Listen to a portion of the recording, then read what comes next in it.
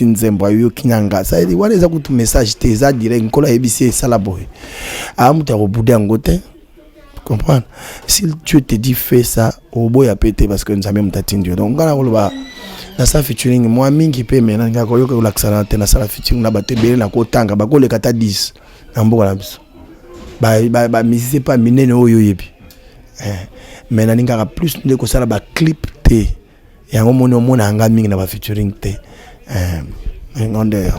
mais et ça on est parce que là où tu le bango ndeka uti musika c'est Angélique où tu es né à uti Belgique moule belé après 16 ans azongi na mboka malobi na koki kozonga Europe tu sens que na mon frère José Nditate de yo surprendre yo mbali boso beaucoup tana oyambie ne sengo tant que ndeko na yo d'abord sans wana humilité et puis à reconnaissance ya bato nzamba toucher bango pour la musana et salondene frère na auto ebisa yo soko jima kama nzambe lokwa le baku lokwa lokoti hein oyi ba valeur nango te oko rocher bwa kango pe mais so nzamba benga yo a préparer yo donc c'est nzamba préparer yo depuis longtemps donc eloko ngo za na kilo epana yo di biso nyonso toyembaka tobengama toyembaka na biso me muta koyeba ndenga bengamela ezaka oyo nzambe yemo motema ne koloba pour conscience na yo okokosa ngote donc kai naloba ngo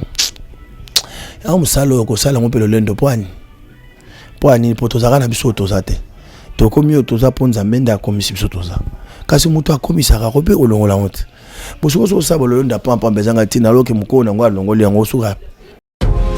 Awakening Africa Magazine et Transformer Days organisent le Salon d'affaires africain, la plus grande réunion d'affaires africaine à Dallas.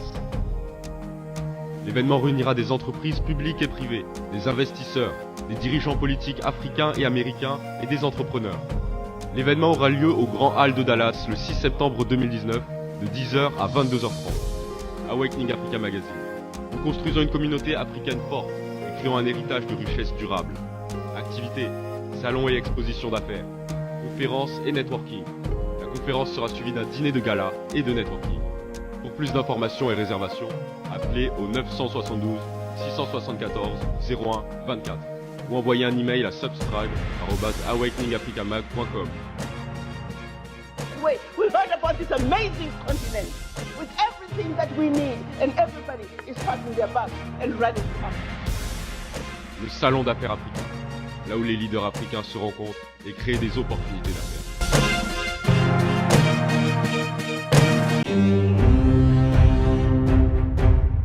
Chers parents du quartier Lembassi Père, Salongo, Rigini, Campis, papa, maman, groupe scolaire Malaika, Yangonde Likambo. Malaika est aussi Yabise Tosa Kaka. Éducation 100% sûre. Formation, y'a sûr. Excellence 100%, y'a sûr. Yangwana, papa, maman, Noko, Paleki, Tomoboti. Groupe scolaire Malaika, yao komisa mwana na yo. Maternelle, primaire, secondaire, tozana ba option nyoso. Formation, kitoko. Ba bâtiment, kitoko. Kotanga, kitoko. Cours scolaire, kitoko. Bon anglais français, yakolobatin. Surtout anglais, talaka franco-américain. Groupe scolaire Malaika, tosakanakate. Yebera, mbongo ike, formation, netikaka na Panama.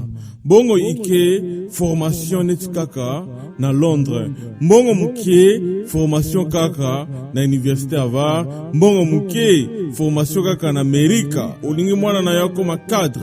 Groupe scolaire Malaika et garantir yo. Merci. C'est-à-dire quoi? L'histoire ne évolue jamais seule. Il y a plusieurs sciences. Bonjour chers parents, je me présente, je suis Raissa Kabasele de l'école groupe scolaire Malaika. Je suis en 7e CP. La particularité de notre école groupe scolaire Malaika, nous avons une bibliothèque, une salle d'informatique et un laboratoire pour nos recherches. Envoyez vos enfants et vous ne serez pas déçus. Merci.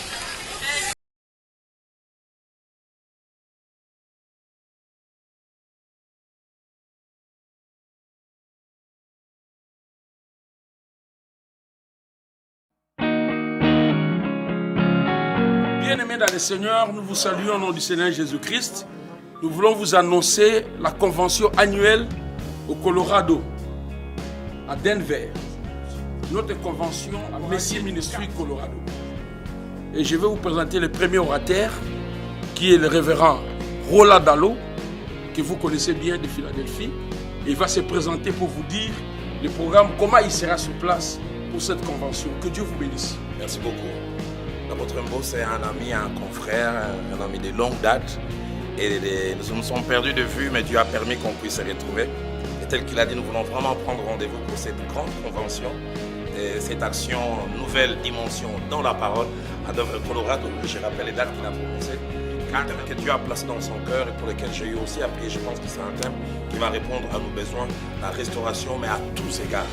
Une restauration qui touche différents aspects. Et nous prenons rendez-vous. Vous êtes de Denver, vous êtes des villes environnantes. Prenez rendez-vous avec nous pour cette période. Souvenez-vous, en 2019, Denver, Colorado, Messi, qui est l'église, est dirigée par l'apôtre Mbo. Que Dieu nous bénisse.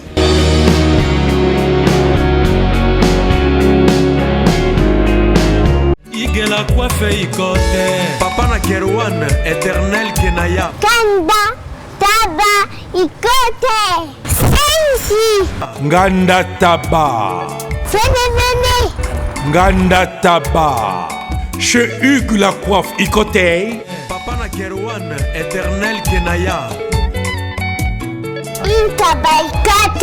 Au 174 avenue Aristide Briand, 93 320, le pavillon sous bois. À la petite porte à gauche, association Hugues Ikoté.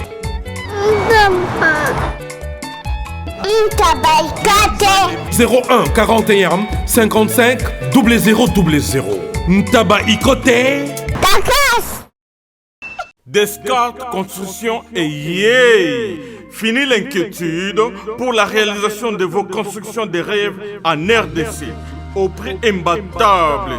Grâce à votre entreprise installée en RDC uniquement pour vous, spécialisée en construction, réfection, bâtiments, immeubles, vente de terrains, travaux publics avec les ingénieurs architectes qualifiés au prix incroyable. Descartes Construction est aussi spécialisée en luminosité des bâtiments et éclairage public, installation des systèmes d'alerte, intrusion pour des maisons et véhicules et tout d'autres services.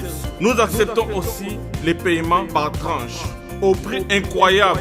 Pas d'hésitation avec Descartes Construction. Vous serez jamais déçus. Pour tout contact, notre email est descartesconstruction@gmail.com.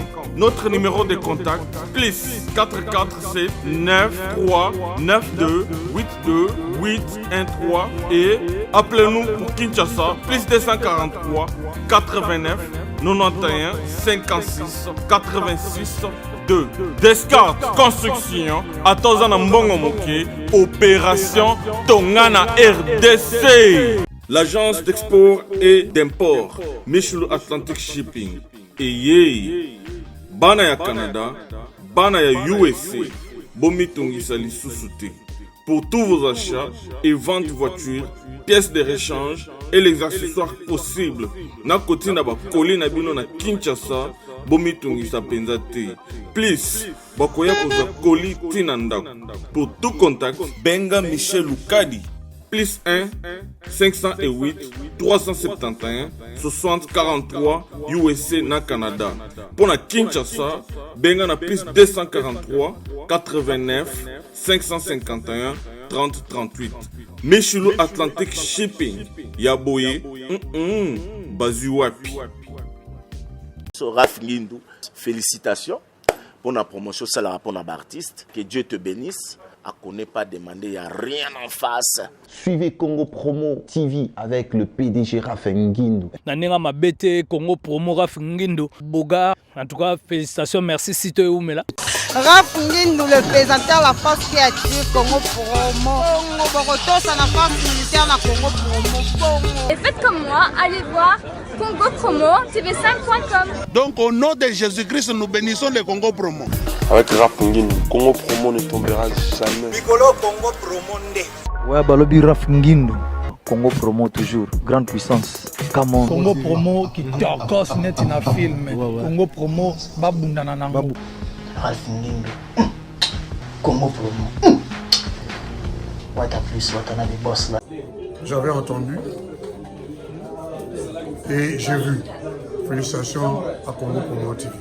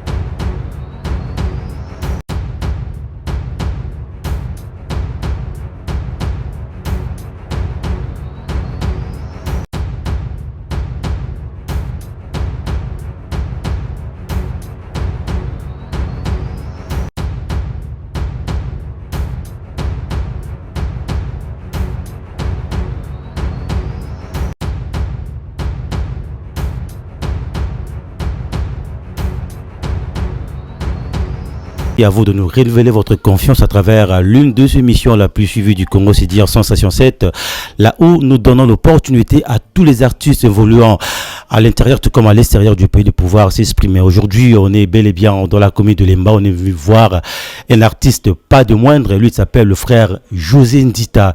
C'est lui qui nous a reçus ici chez lui à Lemba. On aura le temps de changer avec lui, frère José. Bonjour et bon dimanche. Bonjour à tout le monde et bon dimanche. D'abord, tu aussi prendre Nanda Goulelo. Bonne santé. Ouais, santé bien. Surprise pour Nabiso, mais Nzambe a surpris. Nzambe iba que tu okutana lelo parce que na kat na agenda ya Nzambe ya klasa ki mkola lelo. Biso débat tu a surpris parce que tu as limité. Mais moi j'ai dit gloire à Dieu parce que oh ya kanisa ça lelo usalango ata botelemeli asala rare. Kaka. Mes frères José, d'abord carrière musicale depuis que Bandit Tinandengo comme Lelo tango ça la lecture, il y a carrière musicale là yo Betab Toleki, tu t'es dit comment qui n'a commis Nzamba Linginga Alongi Saranga, d'abord lecture nino salara personnellement. Non mais oui ce qui Nzamba bengi moto dans le début à un cheminement qui fin yena noté. Souci nanga ezani to lecture nanga ekozani lecture nanga ezali na okende bien na Nzambe parce que nyonso ezala kat nanga lokola penser Nzambe abimisi yango ekomi lelo na maboko ya bato ça lelo so nazo leka ba yebi ke José Nzita yoana ayemba ki boye banzembo ezala ki kat nanga moko eza ko punza na kat na nzoto nanga lelo ekomi na minoko ya bato ebele ça dit quelque part na mona mission nangai banduko kende kusimba kusala kokota na mino ya bato parce que eza na bato ebele bayambi Yesu na banzela na biso na banzembo to yembi bayambi Yesu bakutani na Nzambe mingi babiki ya malade azo témoigner na yembi nzembo na yo tango na yo kaki na yembi Nzambe abiki singa. Donc pour dire que Dieu passe au travers de nous pour la robiki ça pour nous ça peut pas solution et pas une abattre. Donc je dis ma mission est ce qui est bien et puis lecture ngai na sali ke na otambola bien na Nzambe. Autant va bien l'ensemble, mes frères José, banze mono belo emba à succès, ou marque pe bato belé, banze moloro la moi. Et pour ça bato belé na réflexion pe me marape planzambe pe sa rassurance. D'abord, banze moyemba rezaka makamtu suyo moko vivra et puis sur expérience au yembi ango to deux fois inspiration à partir de la Bible inspirée et puis au yembi. Non mais ko yemba d'abord faut oyeba na nozo yembela. Soko yebi mutozo yembela oyemba est bien. Na bana batana lobi to força kozala otozate Nzambe nda sélection na bato abenda biso ska tozala komisa biso to koma nga sala mécanique hein? Je suis un mécanicien de profession mais lelo nazo vivre na mécanique te Nzamba komisinga lelo mécanicien ya ba mitema ya bato ça veut dire nazo yemba mutu moko moi visi ya souci ngeke longwa ezongi, ça veut dire tokomi bato yo tokomi komema bato na présence en Nzambe, mais en réalité so otali vinanga na simba mabende trop na sala trop la mécanique, donc nga pona nga musa na ngande na kanisa ke koza li bende, mais le long kolo changanga comme singa na komi koloba po batu babika, donc c'est Dieu qui connaît, donc ils ont simbaka boy.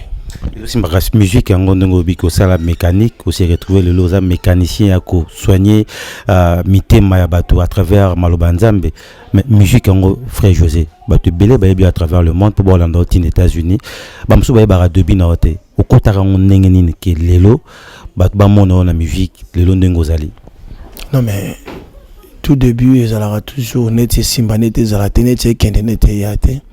Mais au début, je suis un enfant de pasteur, grandi à l'église depuis mon enfance. Naïemba na chorale, tout ça. La musique déjà bandana pour moi là, parce que moi à l'âge de 5 ans, je chantais déjà dans une chorale.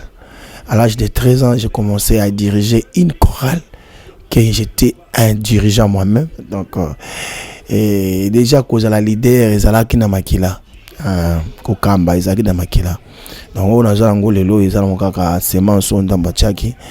Et tu n'as commis le quoi, donc koyemba pour l'angai eza grâce donc la banda qui kana chorale tu le nom zamba comme singo na zalelo.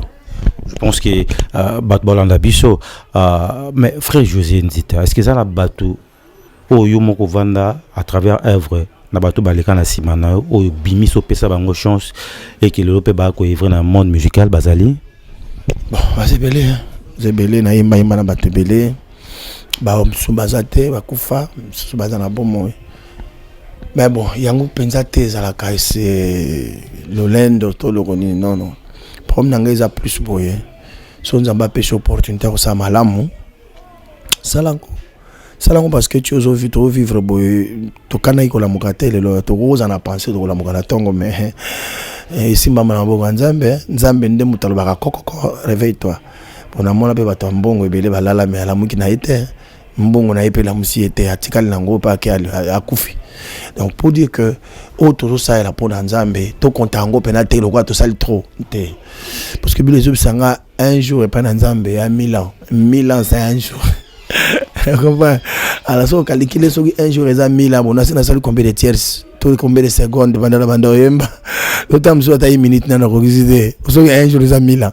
Donc je crois donc makamboze belé ya ça na nzambe o na mto salite yango ko beta na mto lote parce que tu n'as encore rien devant le Seigneur. Donc auto sala et na ne bandité na lobaka tout ça na au début. Tout ça on a début, je crois que Raf Ngindo aux États-Unis na Congo promo azo comprendre makambo na zo kende. Mais si ko frère José Nzita nzemona wana pona ngai moye d'abord inspiration nzemona frère José tango yo moko yembaka nzemona, est-ce que santaka ba biloko yo dégagera parce que partout ici que betaka tout le monde en est ba komisara nzambe, est-ce que comme la romo pour sentir makambo yo nzamba ça à travers nzemona. Bon dans le miracle ça la melo beaucoup tango ça la mela Moïse asimi nzeta bwa kika nzete ne moyo comme nyoka Moïse akoka simba sonyoka na nzete na ya misana nango metanga bwa ki comme nyoka ko mobango simba kola ibisimba na mukila Ramvan asimbe zongi sonyoka donc ça tango to yembaka ngai mona vanda na baka na ezanga tongate na ko réaliser ngo après que zangai. Donc pour dire que tout ça na biso bato nkolo azolekela to s'approprier nango te. So mon muta osalo lendo na makambo msalo se gayibi ngote ponzamba capable la kolongola ngo atiki ombe mpavala elote.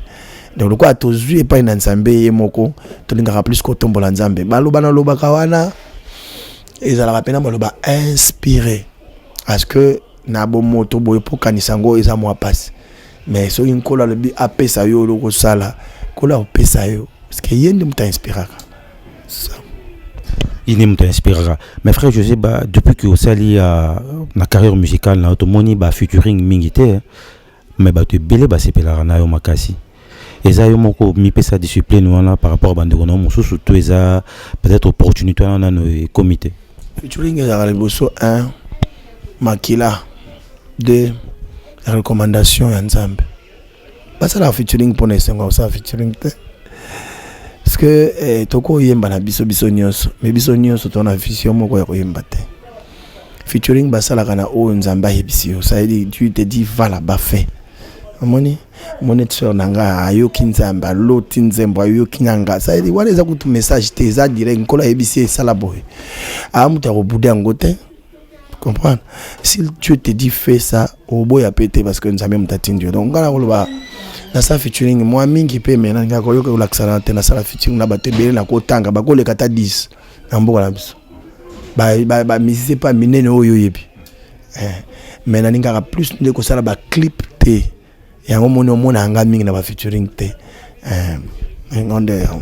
Mais ça on est parce que là où tu le bango ndeka uti musika c'est Angélique. Oui, tu es à Belgique, moule belé après 16 ans, à zongi na moga malobi na koki kozonga Europe, tu sens que na mon frère José Nditate.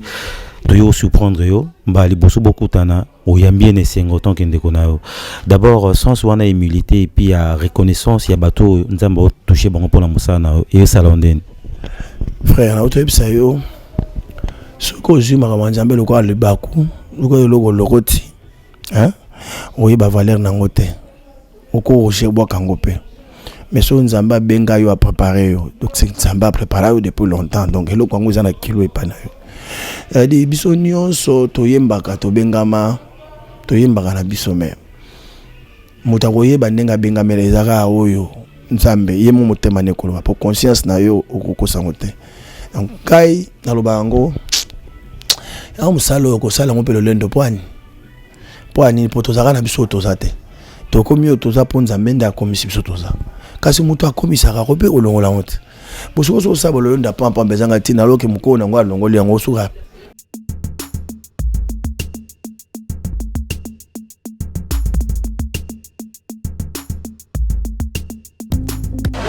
Viens le bible oza mwana nchangu mwana njili oyebi yango bien que JB service eza agence ya mwana njili mwana changu mais ozo sazade otinaka ba koli na ba chance moko boye banoti la koli mona 2004 ti le 2019 koli yango yate oyebi ke ti le eza la même passe agence eza ka moko on a déjà mon njili na Saint-Thérèse JB service ngamo na confirmer ngo po tini diko li 10 ans c'est commis et puis les gens li commenter mbala moko papa ni za kule liseo donc c'est moi c'est ma case JB service et ça kaka on est ça c'était mais ça ce soir uzanga kuibe jadi wewe mbimba JB service soko kena Brazzaville eza na kati ya Brazza bona bato bakamata biloko na bango na Brazzaville précisément eza à côté ya aéroport ya Maya derrière moko eza wana ya football modinte maman dit ayenzila moko na biloko maman dit oui na yenzila mona biloko tokoma ilobi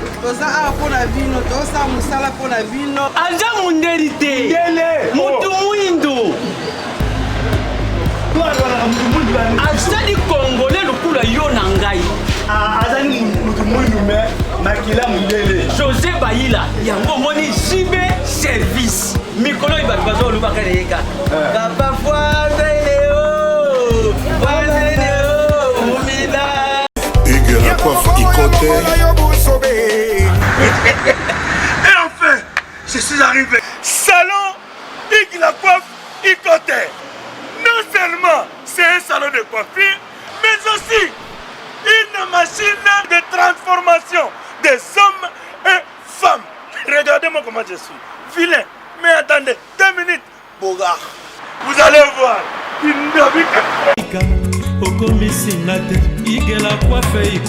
Hugues la coiffe Ikoté. Votre salon de coiffure mixte afro-européen situé sur la Nationale 3 au 174 avenue Aristide Briand, les pavillons sous bois. Pour plus de précisions, veuillez nous contacter au 01 41 55 00 00 ou encore sur notre site hugueslacoiffeikoté.com. Nous sommes ouverts tous les jours de 8h à 20h, même les jours fériés. Hugues la coiffe Ikoté, l'homme qui coiffe la ville. Hugues la coiffe Ikoté, le salon de coiffure mixte afro-européenne de proximité. Au 174 avenue Aristide Briand, les pavillons sous bois sur la Nationale 3. Un seul numéro, 01 41 55 0000.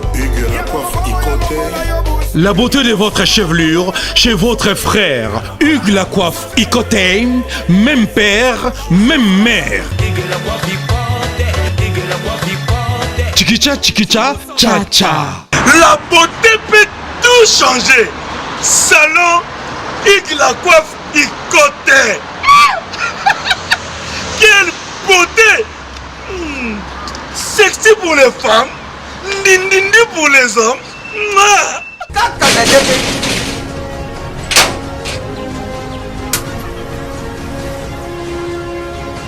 Ce pays ici, c'est la Dacia.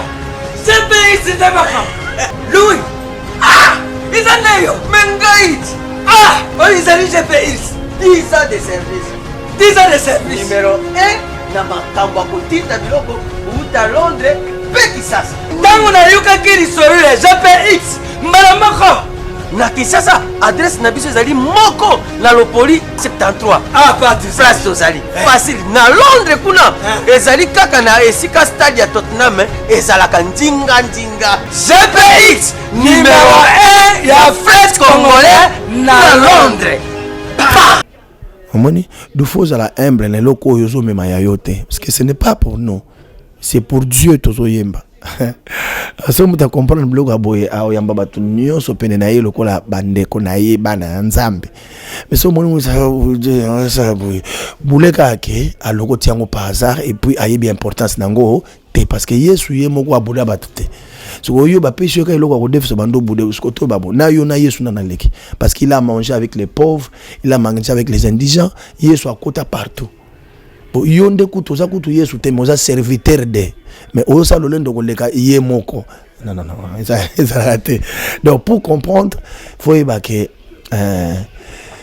façon ya mona na makambo ekeseni papa. Et puis to tema biso no son démonté et tout dépend de l'éducation de là où tu viens. Donc mais frère José Telo ni olingara te na ville lo tant qu'artiste, oza un homme connu, oza pena ba discipline mususu. Quand tu te dis na vandi bobi nga frère José Ntita eloko na ko sa ngote to so moto asalinga ngo musika na ngai elo ni olingara te na vie. Lokuta na hypocrisie. Être un mentor hypocrite. Ya biloko mibale mabe ko bomba mutumba mombo ke kufi pe muto panze mpa me panzani. Pe trahimba le belé apparemment. Sincèrement, oui, mais na ipso trahison eza bana nzambe. La Bible dit les chemins to koti za rose karaté, ils en bépine. Donc tous ceux qui veulent marcher pieusement, Jésus sera persécuté. Imaginez, persécution ils ont moko ya biloko ya ça que tout en la nzambe tala. L'engagement que l'obis si tu ne rencontres pas le diable dans ton chemin, c'est que tu fais route ensemble avec lui. Ce que ça route ensemble, là, Satan a testé, il faut que tu ailles. Donc, au côté de diable, l'anzereza par rapport à ma cambo, tout le monde. Ça y est, vu à moi, Nanzambo, ils ont un combat, faut attendre bien. Faut attendre bien. Pour combat, et ça, il y a un désolé que ça biso, degré ni les 5 pour ça, mais Nanzambe, mais ma casse, tout ça, quand on est au Bunda. Il y a que ça, un CV na yokas. Bunda, wap. Au long compagnie. Pour baper au titre champion au bunda wapi donc babi tumbo to bunda soto longi yango nde yango to sala couronné. C'est ça. Donc je crois que combat pour la banga rangote, trahison na banga rangote, calomnie na banga rangote, humiliation na banga rangote, mais souka la Bible dit quand il approuve la voie des justes, il dispose à sa faveur même ses ennemis. Ah wande c'est petanga.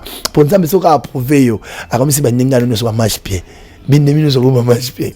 Donc ça veut dire comment mettre la bango ba mesa.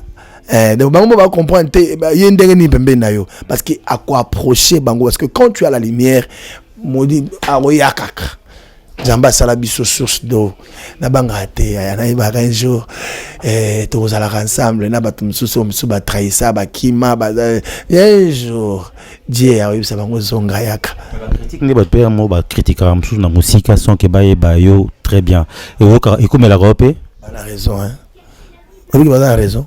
And then la position na yo robo ya ndeni mutu mutana position na ye ngamona batu balinga ngate na sepela la bango e kasupo ulinga ngaka bilonso po nini fo batu musuba boya nga bazala e poso yesu kutabiso batu no mabetelo maboko ko malam te do fo mutu mo palinga yo azala alinga yo tazala e ko ideyo tango vanda alingangate pour ani qu'est-ce que j'ai fait pour alingangate ils appellent instruction bando ba ya solo est-ce que mutu bako linge peut bako yine pas ça les loté oui au ça les loté mais c'est pela kanoka na yote ya shwana siko jije shwana ndene tika ya ina na za prompte à la part na ya sali sa parole à sagesse frère José Ndita au révélé biso mais tout le monde raconte non chef de l'état ndenga yambari bino frère José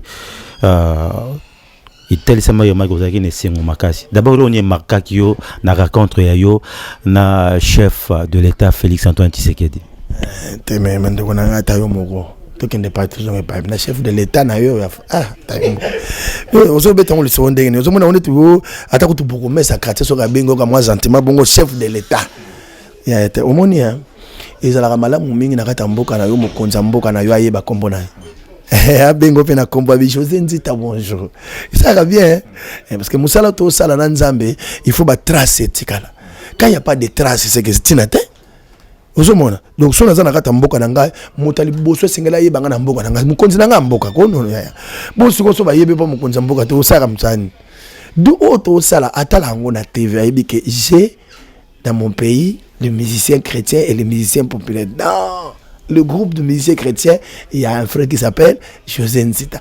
Ça me fait du bien. Et puis deuxièmement, la Bible dit Aologotayo du fumier.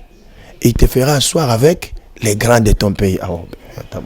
Au Vansika mon chef Bosoli, chef Wakata, Libayo Boso Kataliba, Botala la bonne chef. Non, mais tu as fait asseoir avec les grands, non? C'est une partie de la Bible qui s'est accomplie dans la vie d'Anga. Donc là, c'est peut-être pourquoi Atayomoko. Non, on se T'es dans tout le lot. T'es pas yom tout na ngala. Obisco batbaota la siko, malgré bakoto na tozolo, batbaota babi frère José Ngindi pour à peine que dans la chef de l'État, mariage. Bamaramusu c'est salami vite fait donc babi frère José Ndita azana Ngindi des fois tu sais biso zo combien te mena websa mundo ontana zo na TVT aya papa kabeli mo anaye a fêter so papa nazonga kabelo ndako fêter kuna mona ba papa bokilo obali mo anaye mwasi mais akamati akabelo lupango izala déjà obali mo ana mwasi masombeli yo mutuka sika bongo président yangai so ngapi yangai cadeau na fêter bien il aura kim qui était fait bien il aura bien ou moi on a fêté c'est tout moi te fête n'angé ça que il y a ba ministre fête moi cano kilo fête que lengi fête go donc merci mon président Antoine Félix Tshisekedi Tshilombo là on est fier pour un président nanga donc je suis très à l'aise. Ah oui, je pense que c'est comme ça hein. Donc je crois que tout bolanda biso na Londres Patricia Tati Osaka, ma sœur, ainsi que Ovive na Paris, na Stéphane Moussassa na Paris, au commissaire à travers ma parole, il y a frère José Ndita. Alors frère José, vous savez l'album est d'abord, on a réalisé combien d'albums la carrière là? Normalement, on a sali normalement 6 albums. Ah mais oyo musuna utosala ki Congo hein ils appellent album car mais banzembo zaki yanga déjà interprété wande banzembo na izaki demande plus ya ba Congo baninga ki na beta pe moelo mo isa ba mo elengi ande na sala kyango mais album mo yanga imoko et na zana 6e album ngai musique en soi et foutu le lot so vandi bobino so na somba et le robo songono pakala c'est grâce à la musique so na sa musique est fouti les au foot ayo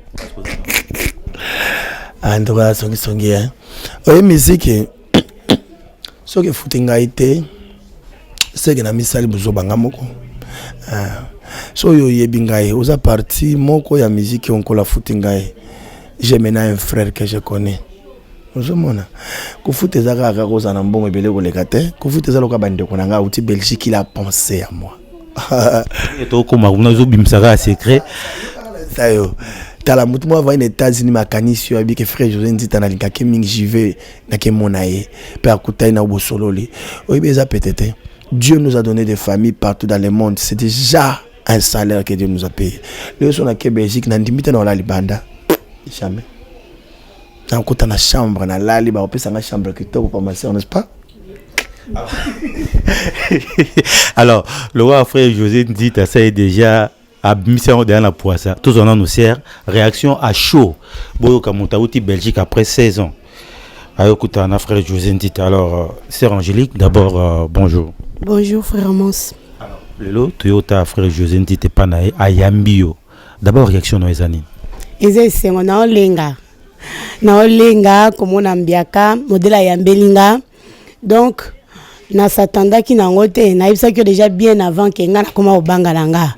Mais na monique quelque part eza ko comparer batunyo son des morote quoi. Donc na sepel makasi na kei na sepel makasi vraiment na ndenge frère José Nzita ayambi biso. Donc na monique musa na nzambe vraiment eza na kati ya frère na biso José Nzita et toza bana tata moko tozo sa musala moko vraiment na komisi nzambe makasi. No linga pas frère José Nzita tango zo kabandi mona parce que posa na monde musical ou en Belgique et lo no linga rasoko yoki bobi en tout cas nzamba pambola frère José. Frère José Nzita aza complet na artistiquement aza complet aimba bien à ça spectacle bien surtout na spectacle vraiment wana pena linga mo bien alata bien donc aza bien aza complet aza tina maramasab ah oui te soki mutu kolata ezateka kolata sapi ya soki ande na ndenga zalaka na scène ndenga lata wana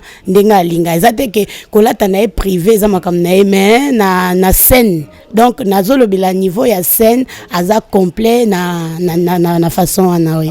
Est-ce que ba projet ndengo yebo parce que ba ko nzamba pesa ki onzi momoko bien pour yemba na frère José Nzita. Est-ce que oyo ko proposer ba projet pour que boyemba na yebo ça featuring ou et olikana neni parce que frère José Zoyo ka aussi ko. Oui, na façon ya mbelinga me na kotika étoile no nzamba pesi ngai et na sana frère nangate nde kokoma kana komi kutu donc ayambinga tellement bien alaxinga tellement studio alaxinga partout donc esengo nanga eza ya kobimisa o nzamba lobina na sala na ye ensemble donc yangwana na ko bomba ngote nzembo ba pesa ki obaki nzamba inspira ki frère José Nzita pesi nzembo à travers notre est-ce que ça moi serait moqué parce que plutôt regarder archive et puis na Congo pour mon États-Unis ba regarder yango pour que azana idée il y a message ya nzembo nzamba pesa ki à travers ye na ndoto liboso na ozana reconnaissant étant que grand aza grand et yamboke to kutana na ye ayeto yemba nzembo wana ezali na nzembo moko oyo toucha ngana no avant na kene na pusa pembe na ye alubinanga abandi yesu kwa ndio yemba siku nzembo wana ezaki nzembo oyo nzamba pesa ngato yemba na ensemble mais ena nzembo oyo nakuta kena no avant zo yemba nzembo ni Iyelele Yesu kuzulu wa monta Iyelele Yesu kuzulu wa monta Hallelujah Hallelujah Hosana kwa mfumu mutangu ikaimani mungibuina buna bafana furuka yebena moyo mungwana na yenzambianga donc wana zanzembo yo ziano bobetena tema boroko namona ke avant azoya lera komi pembeni nanga parce que ezali lokwa na scène donc alataki ensemble moko azala nango ya léopard nga mpe nalataki ensemble moko nazala nango ya léopard na scène lenga nazoya apres tobandi abongwani te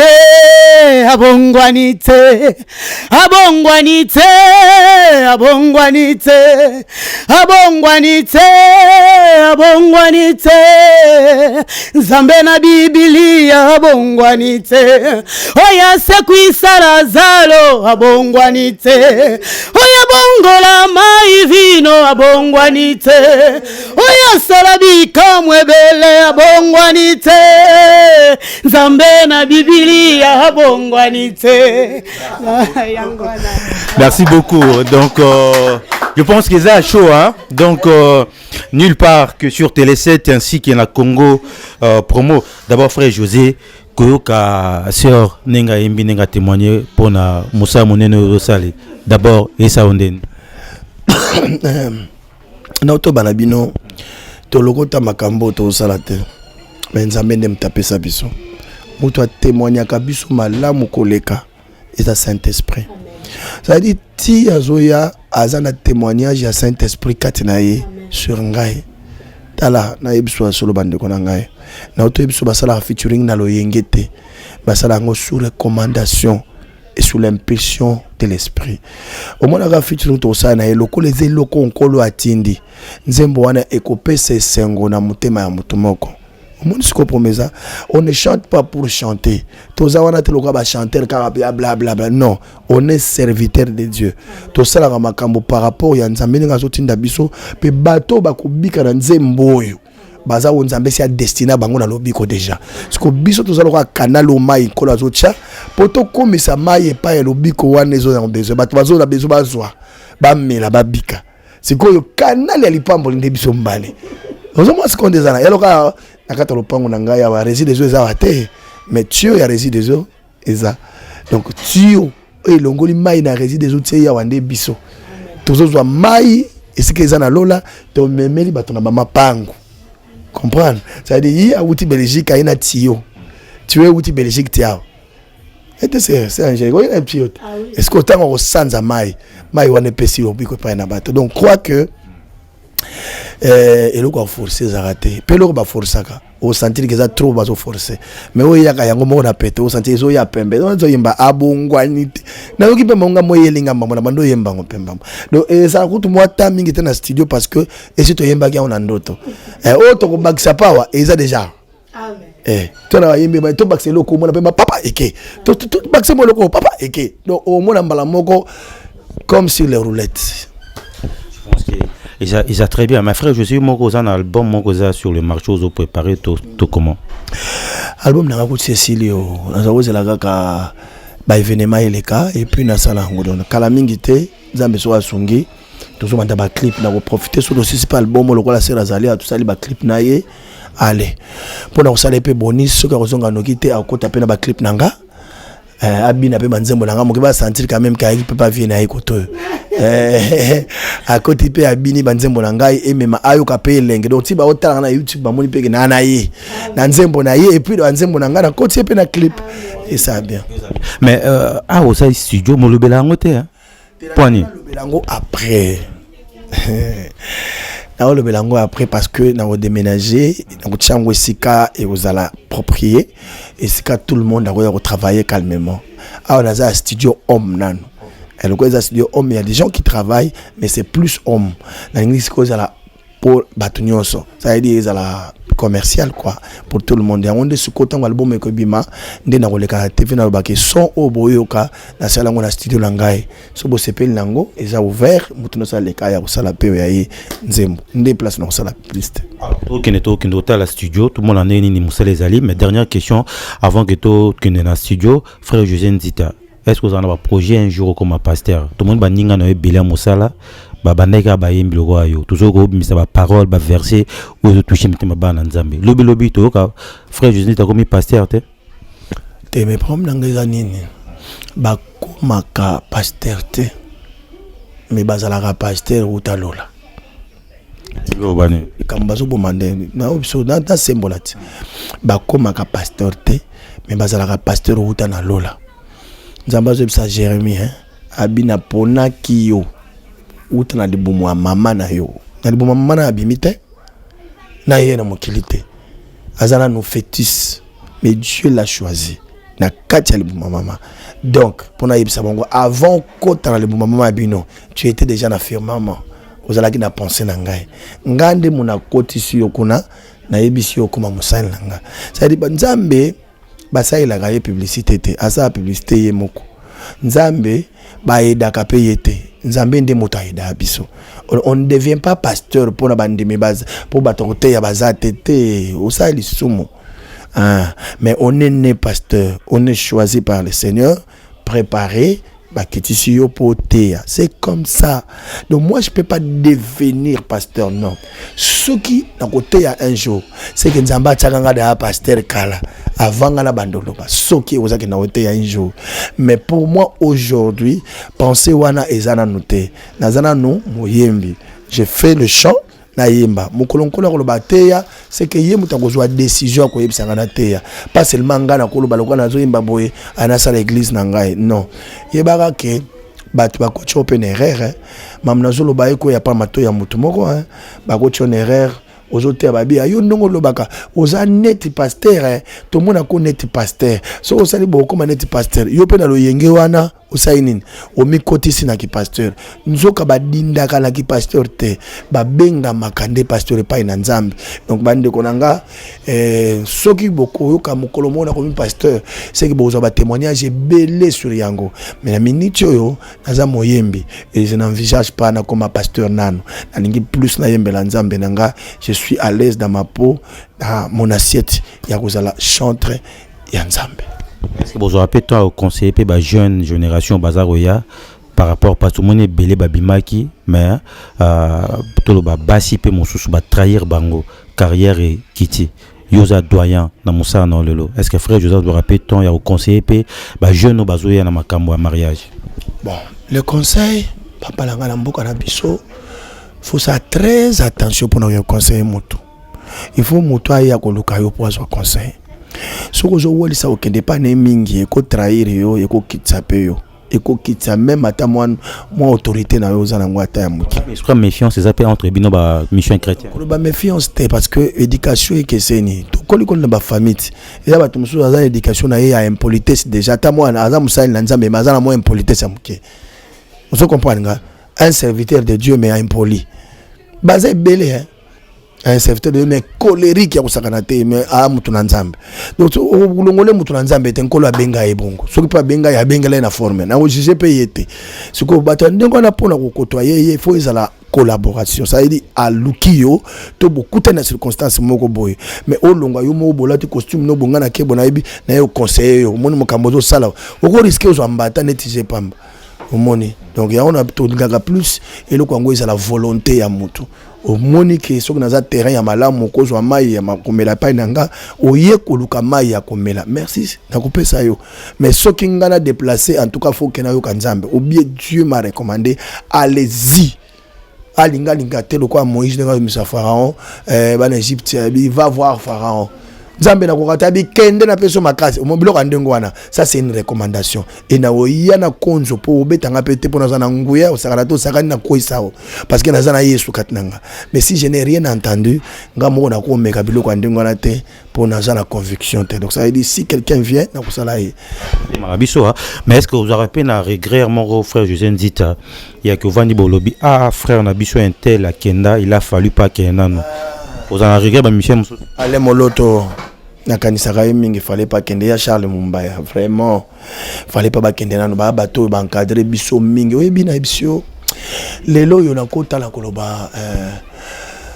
moi cohabitation ezaki makasi na ba misi apoto na Kinshasa ntango ya Mumbaya zalaki na cohabiter kitoko mona basali nzembo batabiki kuno ba nzembo ba mixer eza kosa biso bon moko boya kitoko to perdre eloko wana na yebi ke toko bandela ngo mais to perdre namu ya Charles na bakote wana Alain eloko na ye kokumisa nzambe kotala niveau azali komemela adoration ezande nazoka ba adoration telelo adoration lelo eza nango adoration mais eza penanet ya alente ya leo zaki bazolo makambo ya biblia azo nzambe awa adorer ko sentir que quelqu'un qui parle de Dieu.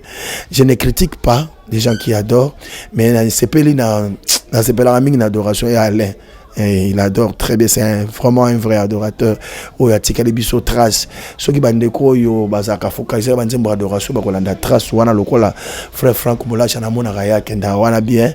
Bandeko belé bazara bazo kende pe moi bien. En tout cas, babebisa eloko wana te ezaki to comique. Donc ce sont les deux et puis troisième mon ami personnel Yamisa mon mari.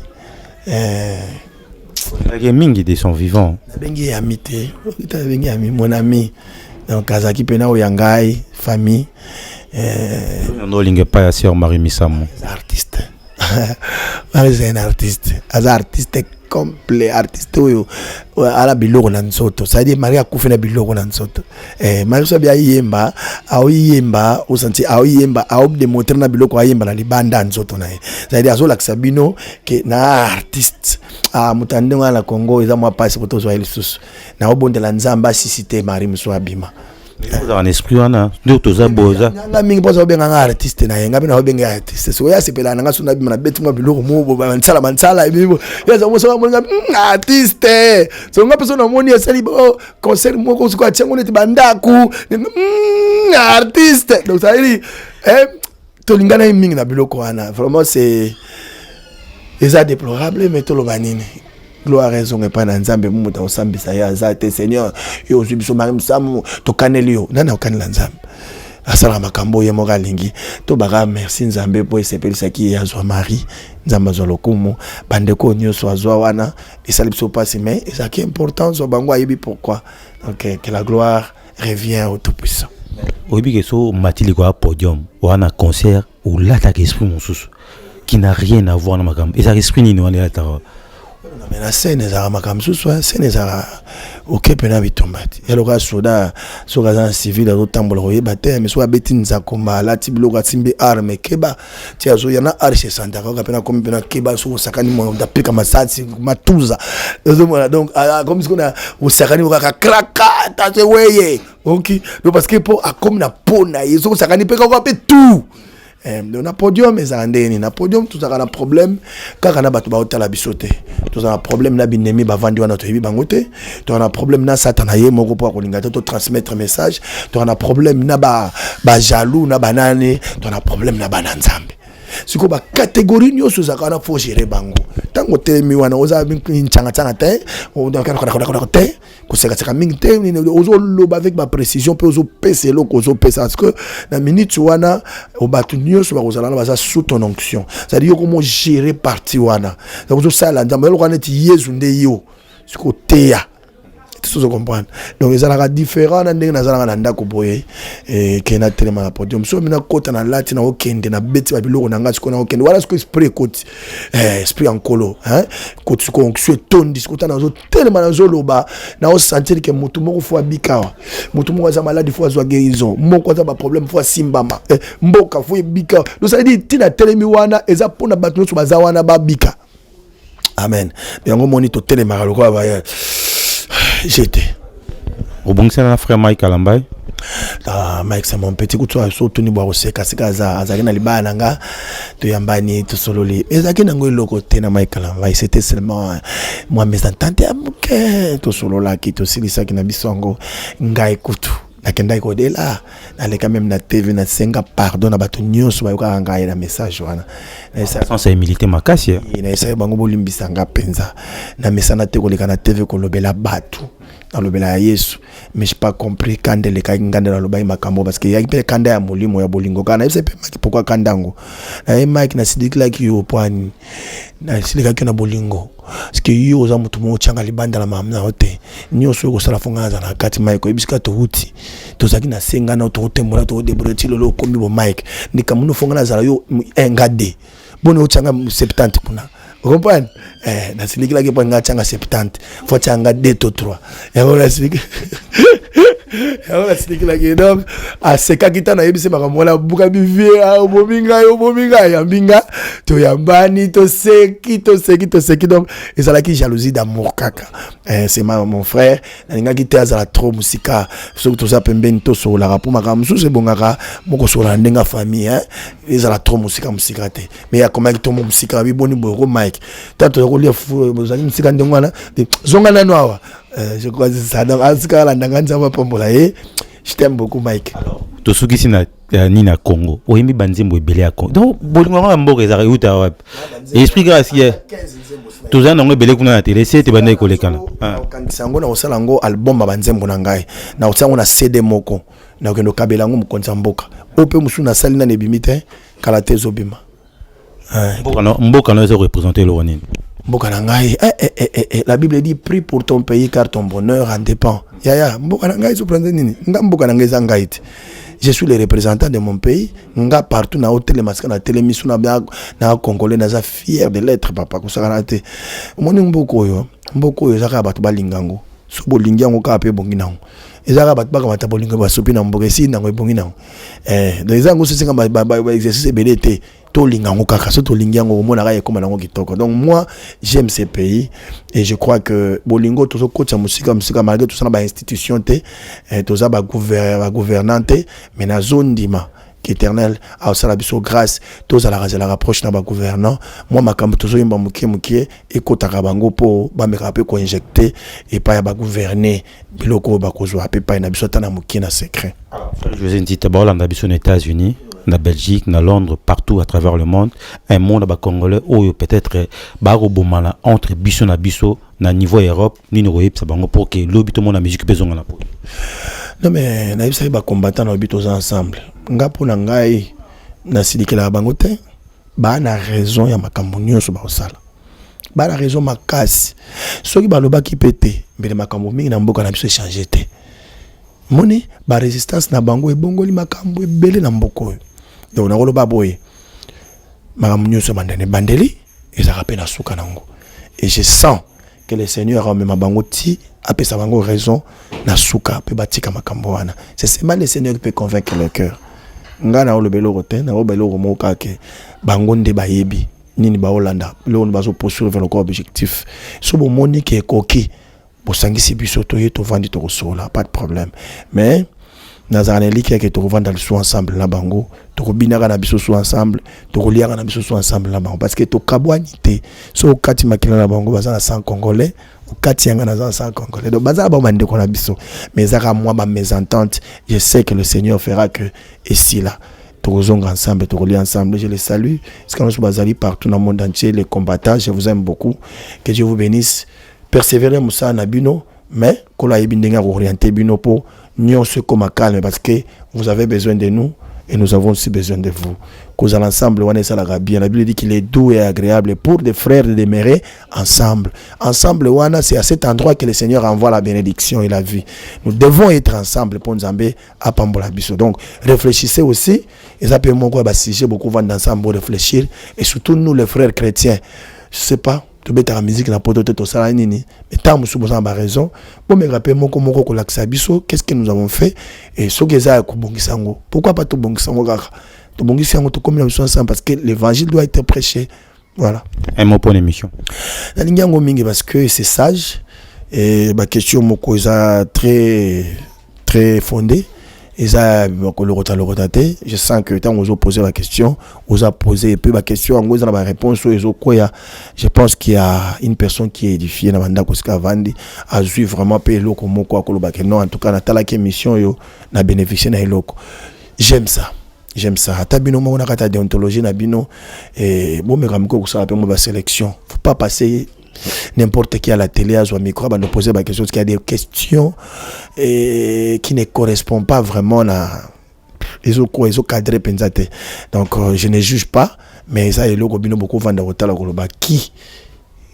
nanya koleka la télévision à ça la pe ba interview surtout biso ba to yebani question monsieur reposer dans la TV boy to zangi la réponse sur mbale aux hommes tegeza tellement sagité donc je crois. Merci, félicitations pour l'émission. Namoni oza vraiment exposé. Donc, hello na olobara nzamba sungayo. Après sur matériel ebele pourquoi pas aux atana bureau na yo rédaction ya yo moko et ba matériel pe ya yo moko pourquoi pas transport pe ya yo moko pourquoi pas ba moyen pe ya malamu parce que ba mitou aboy tout ça on a besoin. Donc vraiment na pamboli. Merci beaucoup. Merci donc c'en est fini pour aujourd'hui hein. Je crois que frère José Ntita très sage. Moi, je pense que Namboka Nabiso, il faut que ce sont des monuments. Torozélate Montoa Koufa, Potoloba. Il a beaucoup chanté pour le pays. Moi, je crois qu'il y a un message à Pessi et qu'on édifie Bananza. Mais merci beaucoup, na maman Nabiso Angélique. Ouais, outil Belgique, vous pouvez confiance parce que le lot perdre bachon entre belé, le lot maman Angélique Payé, c'est-à-dire ayoko ba qui s'appelle 1+ ne lo konza mate 4 na et vous pouvez confiance. Je crois que ba bleu rebotoa nango pour ça. Un grand merci à mon équipe André Njeka, on a téléké Mafumbe l'homme technique. Merci beaucoup na Moussa Kitoko. Merci na Congo Promo aux États-Unis d'Amérique donc Raf Ngindu. TV za moko télé 7. Na site ya moko ezali Congo Promo chez Raf Ngindu.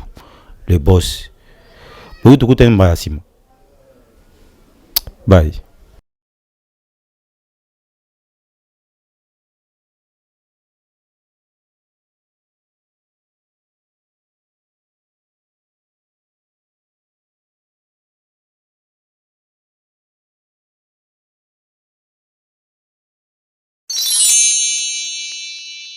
Sepela TV et yena makambu ya sika lisusu. O ba chaîne ya France eza na kati. Ba chaîne ya Congo eza na kati. Ba chaîne ya Londres eza na kati. O ngomona makambu ya politique ya sika. O parti AA eza na kati. O parti BB. O CFAIO eza na kati. Ya Sepela TV. Bouquet comme ya muke boye. O tina poche voyager na ngokeno partout lingi. Na bouquet na Sepela TV. Sepela TV. Mais ma biso n'engozo mais ma biso wana 4K. Machine ma daka. Sepela TV. Bienvenue dans le monde de Sepela TV. Sepela TV est le décodeur qui vous permet de suivre les chaînes du Congo en direct de la diaspora.